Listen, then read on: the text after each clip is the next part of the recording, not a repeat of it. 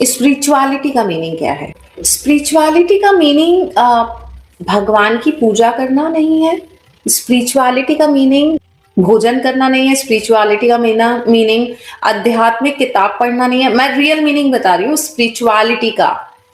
He is spiritual. What is the meaning of spiritual? Tell me. Exactly, spirit का ritual. We all are spirits, right? है ना? हम सब एक soul है। इस सोल का रिचुअल क्या है? So spirituality is not every time is all about God. आपकी स्पिरिट का रिचुअल क्या है?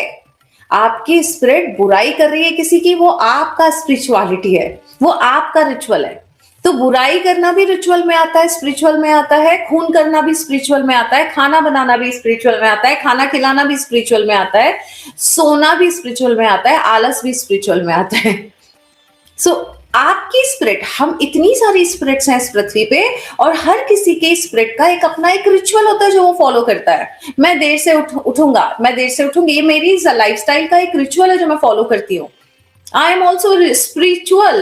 मतलब it's nothing is related to God, nothing is related to अध्यात्म, nothing is related to, it's varies from person to person, spirit to spirit. उस spirit का क्या ritual है, इस स्पिरिट का। तो स्पिरिचुअलिटी का मतलब है स्पिरिट का रिचुअल।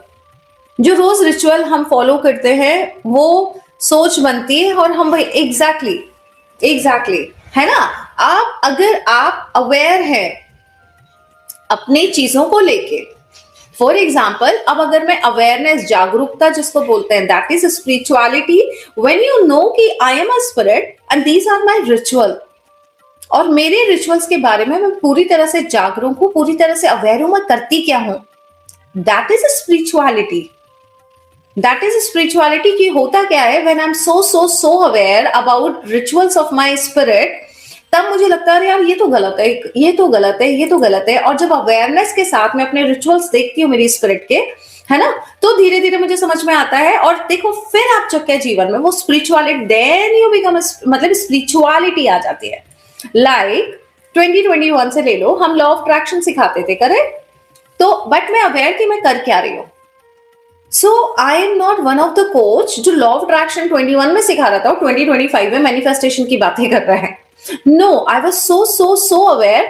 ओके, मैंने लॉ ऑफ अट्रैक्शन सिखाया, ओके इससे मुझे चीजें मिली, ओके फिर ये हुआ, अच्छा चीजें कब मिली, ऐसा हुआ, अच्छा मैंने मैनिफेस्ट किया तो क्या हुआ, मैं खुश हुई, मैं खुश हुई तो क्या हुआ, मैं ईश्वर के नजदीक, अच्छा तो खुश रहने से ईश्वर के नजदीक जाते हैं, अच्छा तो लॉ ऑफ अट्रैक्शन आपको ईश्वर के नजदीक पहुंचाता है। आई was so aware about my actions